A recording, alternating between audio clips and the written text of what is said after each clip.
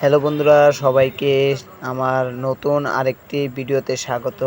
তো সবাইকেই জানাই শারদীয়ার অনেক অনেক শুভেচ্ছা এবং অভিনন্দন। তো সবাইকে আরও একবার সপ্তমী পূজার অনেক অনেক শুভেচ্ছা। তো দেখো, আজকে সপ্তমী পূজা, তো আমি আছি রানীবাজার পূজা দেখতে। তো দেখো, এখন আমি আছি বিদ্যিনগর যে পূজাটা ওইখানে। তো ওইখানকার যে প্যান্ডেলটা অনেকটা সুন্দর হয়েছে, ওইখানকার যে মায়ের মূর্তিটা অনেকটা সুন্দর। তো দেখো, ভিতরে যে তারা সাজাইছে অনেকটা সুন্দর হয়েছে। তো দেখো, বিদ্যিনগরের দুর্গা মায়ের প্যান্ডেলটা অনেকটা সুন্দর হয়েছে। তো তোমাদের কাছে বিদ্যিনগর দুর্গা মায়ের মন্দিরটা কেমন লাগতেছে অবশ্যই কমেন্টে জানাও। তো দেখো, আমার সাথে আমার ভাই জীবন ভাই আছে আর আমার মামি আছে।